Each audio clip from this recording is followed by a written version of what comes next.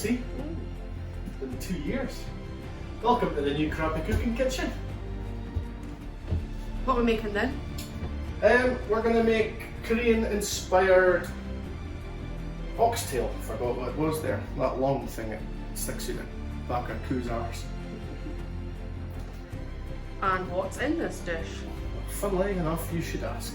Come hither and thou shalt see. Some oxtail, which you can get from a cow, because it wouldn't be oxtail from a sheep. Some gochujang, which is Korean sun-dried chili paste. It's not too spicy, it's quite nice. It's fermented, it's quite good for the gut. We have got chili flakes, some mixed spice, about a teaspoon each, 2 star anise, a bay leaf, and a giant thumbnail sized piece of ginger. A large carrot or 2 small carrots, red pepper, some honey, obviously not Aberdeenshire honey if it's from Korea, but that's what we've got. Some rice vinegar, salt, pepper, soy sauce, oyster sauce, and fish sauce that I get from a girl down in Torry by ringing out her knickers. It's a bit early for that. I know, I mean it smells really bad, but it tastes alright. You need a wee sup of flour just for browning your beef. Some beef dripping for browning the beef. And some beef stock, which I have prepared from a cube. Oh, that's cheating then, is it? I suppose it is, yes. So, we're missing something. Bar. It's not crappy cooking. Alcohol. It's not crappy cooking without a drink. So if you come in, I'm going to plug it. I have got a wonderful Dspn Caledonia pipe band gin that we had commissioned by the Dunnet Bay distillers, makers of Rock Rose. Myself and your good self, Kate, that's behind the camera, and the people, all 3 of you that are watching this on YouTube. We have got juniper, lavender, rosemary, heather and birch sap, all of which was foraged on Royal Deeside, which is where we live now. I should be at Tweed, because I'm now a Tory. By Cray Wanker. You're not really, just for the record. No, I'm not. I'll never vote Tory, and neither should you, unless you want to die a horrible death.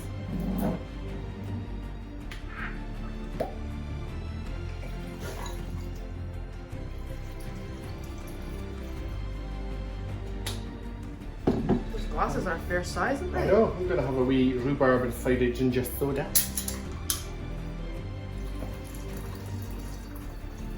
And you're going to have tonic with it, is that right? Look at the Kunsel tonic. Kunsel tonic, indeed. That's ultimate Kunsel tonic. Is that like Lidl's own brand or? No, it's Happy Shopper or something. Happy Shopper, that is. Ricky Kunsel. Anyway, here's to the first drink in the new crappy cooking kitchen on film. Cheers. Oh, it's lovely gin that. In case you're interested, the gin is available from the Dspn Caledonia Pipe Band Facebook page. If you get in touch with some of the members there, you would have to leave a donation of £35 in exchange for a bottle, and we shall try and get it to you. Cheers. Anyway, I'll get on with the cooking. Okay, so to set yourselves off, you've got your oxtail and your flour. If you want to season the flour, you can use rock salt or you can use Kunsel salt. A good amount of seasoning in there.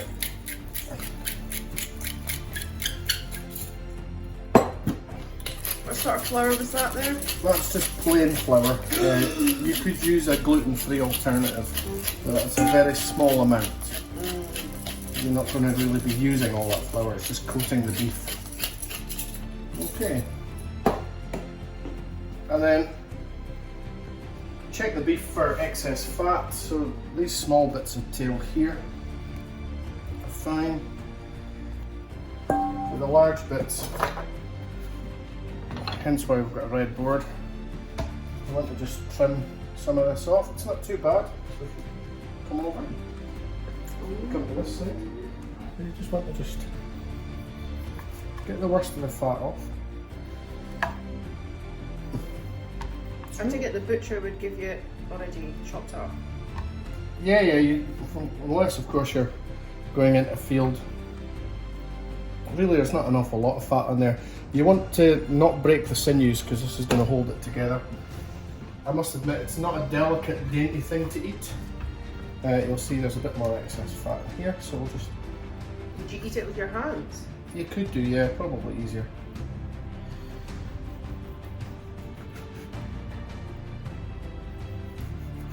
I mean, if you want, and I could do this, you could put this fat in with the meat and just skim it off the top, but I don't want to do that. You don't want to do that. You want to do it like this. And then I've got my pan heating. And a wee trick. Save your mess going everywhere.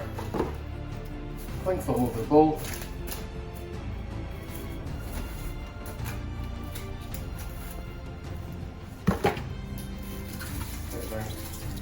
Relatively tight. You could use a cloth if you wanted to.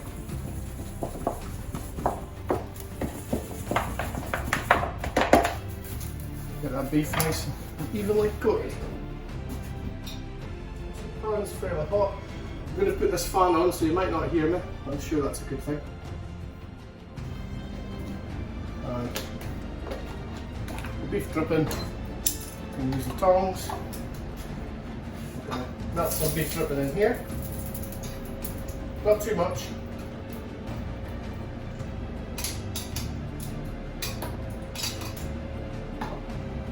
I keep my beef dripping in the freezer because it keeps longer.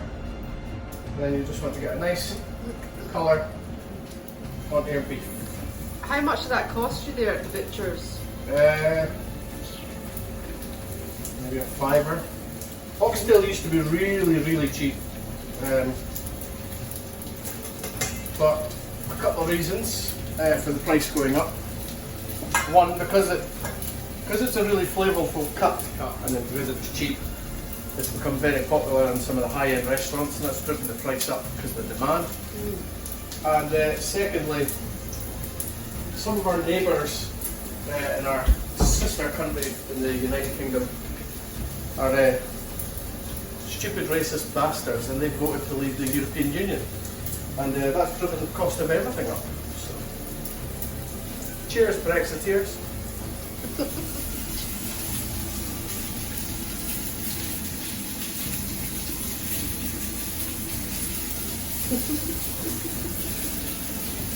What do you think, Robert? Is that true? Yeah. Right, what's next? Okay, I kind of messed up. Oh. You would obviously prep your vegetables first. I'm going to get them out of the wheelchair. No, that's right. Sorry. Well, we're a bit rusty. Yeah, we are rustier than A rusty nail. Madeleine McCann's bike. Oh. First thing we should have done is put an oven-proof dish into the oven at 150 degrees Celsius. Unless you've got a casserole pan like a Le Creuset that you can cook on the hob, you would do it that way. Your beef shouldn't be on too high a heat. You want to get a nice colour on it. Yeah, I should have, but didn't.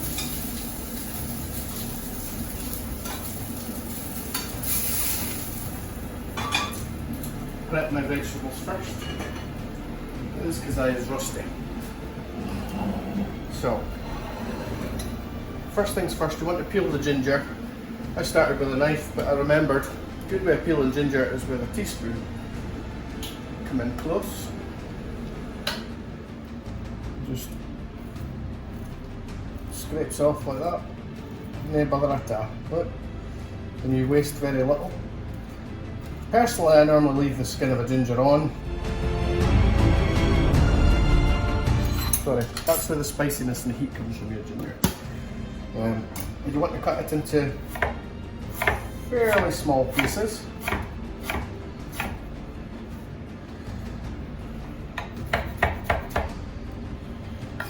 If If you want, I suppose you could grate it or put it through a food processor.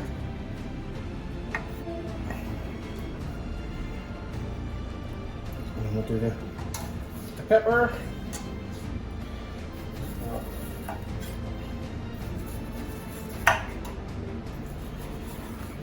A lot of people make a big deal of how they cut a pepper. There's not a really big deal to be had, to be honest. But You just get rid of the core and the seeds. Yeah, I find that an easy way.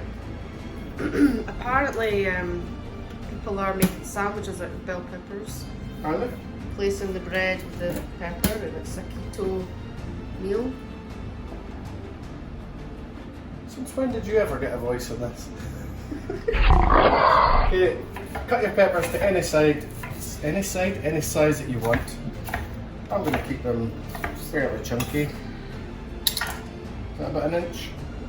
Oh, yeah.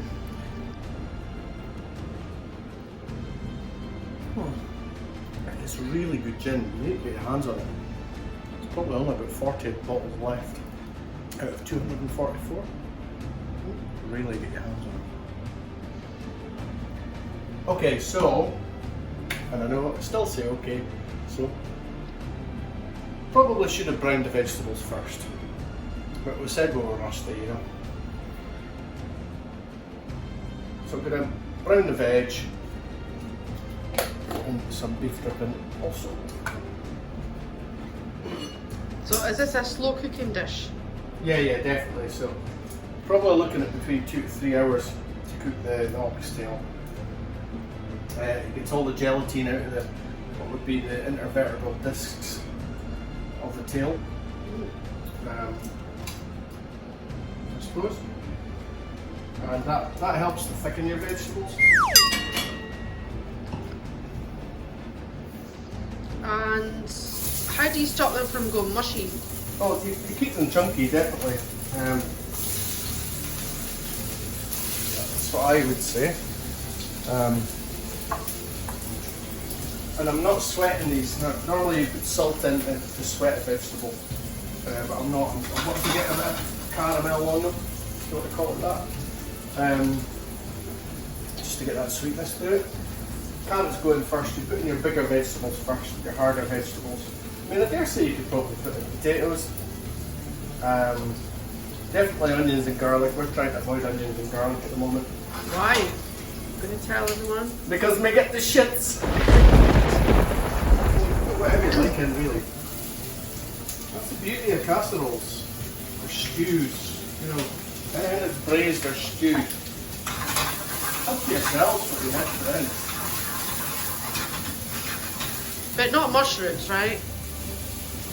Yeah, you put mushrooms in if you want it, but you put them near the end. So I'm not going to get much of a brown. Just sweetened up a little bit in that beef fat, and you can see the flame's not high out there, because it's quite a large ring. Can I ask a question? Well, that's one question. Would you like to ask another? That's true. Why do chefs always toss? I was going to say because we're lonely, but yeah. Well, that is true. I'll turn it up so black just to try and get a bit of colour on those carrots and peppers.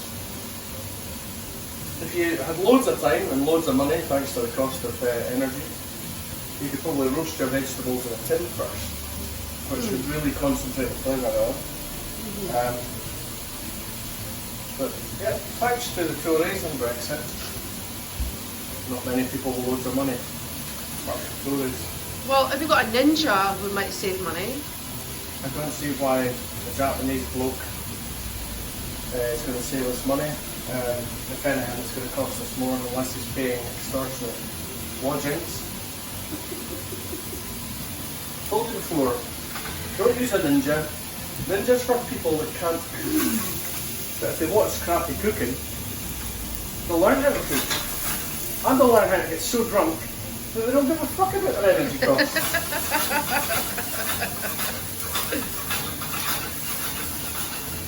Okay, so I'm going to turn that back down. Take this dish out of the oven. Put the beef to one side. And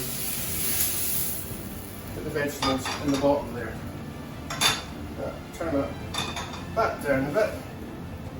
I'm not going to add any more fat. Now I reckon there's, I don't know, a dessert spoon or two left of the gochujang. Okay.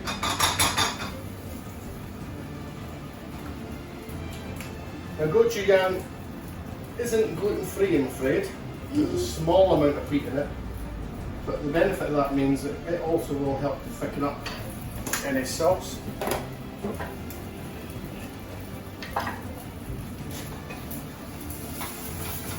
So you want to cook it out a little bit. Cook it out means to fry it a little bit. You'll see that it's sticking to this. I don't know why you're watching me instead of looking at the pan. I can tell you're a bit rusty as well here. I can see both, darling. Can you? Come in a little closer then. So I'm going to use a good heaped dessert spoon of this Aberdeenshire honey. It's produced by bees that are owned by one of my work colleagues. And that'll be the smoke alarm.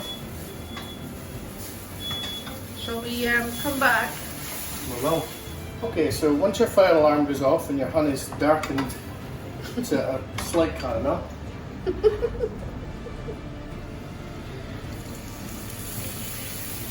add some of your stock to deglaze the pan. And just give it a stir. Probably use a whisk.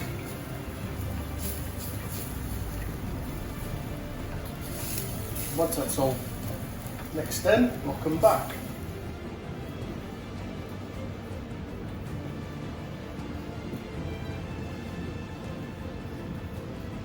This is a shameful plug, Robert.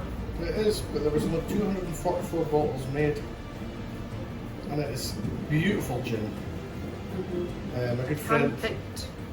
yeah, by ourselves. My good friend John Craig, who was another person asked when we were doing crappy cooking again. He's already bought about 6 bottles. How much of a donation would that have been? £35 times 6 of a donation. Right, so if you come in, you'll see this thickens up with the gochujang and the honey. You pour in the rest of the stock.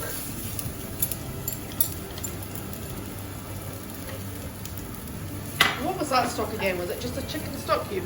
It was a beef stock cube and a vegetable stock cube. Oh, okay. You could use chicken stock, beef stock, or veggie stock, any stock you've got. We often make our own stock because I always buy a whole chicken and keep it in the freezer. In a freezer bag.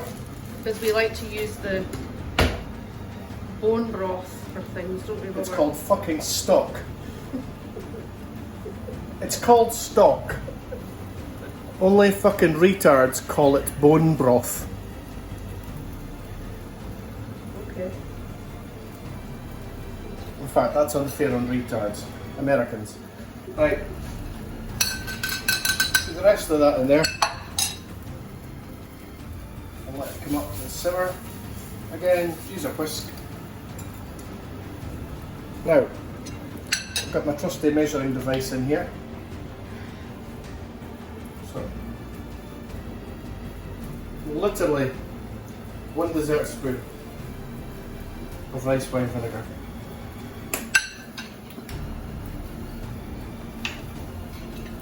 That's an unusual sort of soy sauce. Is it? What does it say? Tamari. Tamari, tamari, I love you, tamari. You want 4 dessert spoons of that. I could tell you what the tamari means, but I don't know, if I'm honest. So 4 dessert spoons of soy sauce. And this is the ultimate ingredient, isn't it? This is drained for Junimre the Torrey Quine for her drawers. You want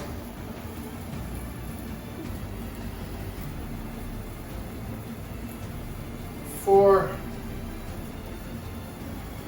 dessert spoons of fish sauce, which is probably about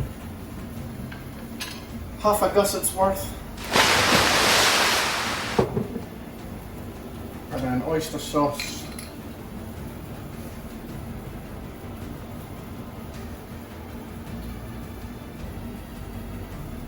about a dessert spoonful, because that's not much more than I've got, to be honest. And you just want to give that a stir with a whisk.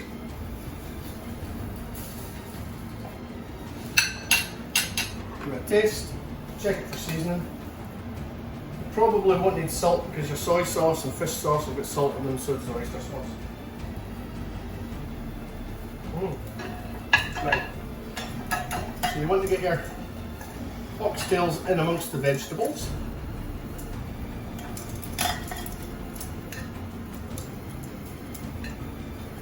Or Tory party members, as I like to call them. Yes, this is cold enough to touch now, but the whole point of putting it in the oven is just so that you're not starting from an absolutely cold casserole dish. Do you know I got that casserole dish from Poundland? No, but if you hum the first 3 bars, I might get it. I got that casserole dish in Poundland, got that casserole dish in Poundland, got that casserole dish in Poundland, so I did. Is that how it goes? Yeah. Okay, so you bring this up to the boil and pour it all over your stove. Look it out. Lid on. Oven at 150, like I said, preheated. Put it onto a tray, because if it overflows, it's not going to go all over your oven. Okay? I'm going to leave that probably about 3 hours. And being healthy, we're going to go for a walk.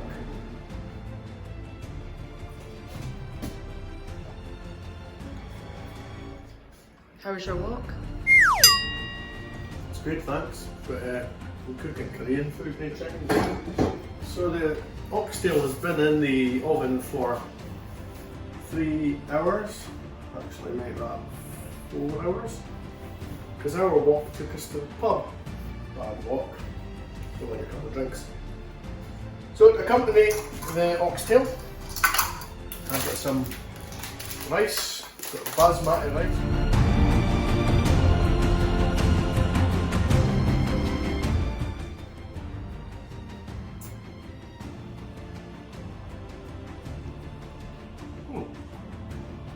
Okie dokie, so if you come in, rice came to boil, turn the flame right down. If you look into the pot with the lid on, you see the liquid is mostly evaporated and the rice is not stuck together because we washed it. And what we're going to do is just place the broccoli on the top, and we've got our bowls which we will be serving food in. Put them in the oven to warm up. The oven has been off, of course, and there will be another 5 minutes ish. Guess who's back? Back again. Crappy's back. Tell a friend. Guess who's back? Guess who's back? Crappy's back. Crappy's back.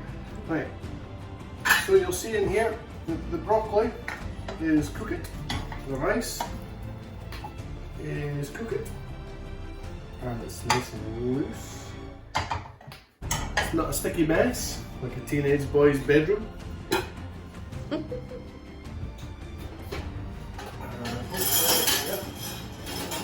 Plates ain't too hot. Right, and let's have a look at this bad boy.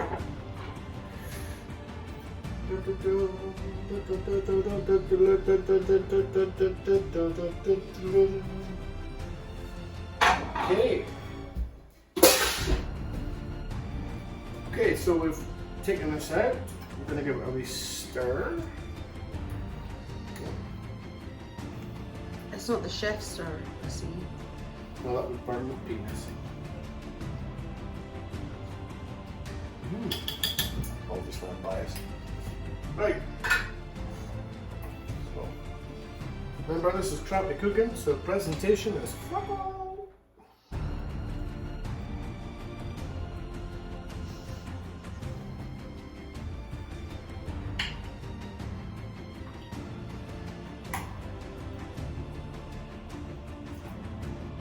If you look at the sauce, yeah, the presentation is absolutely key.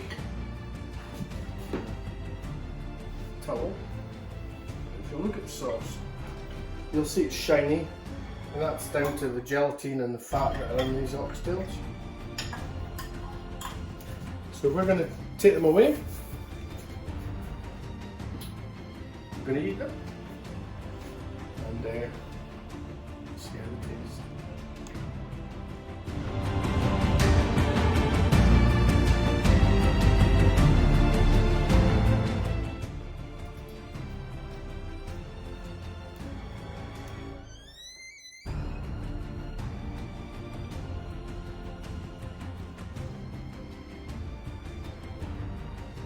Well,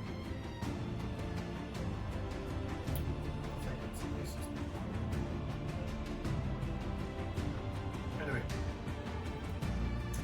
you want to follow these recipes? There, pause it when you watch. Anyway, I'm a bit Jimmy Gished. Here's our return.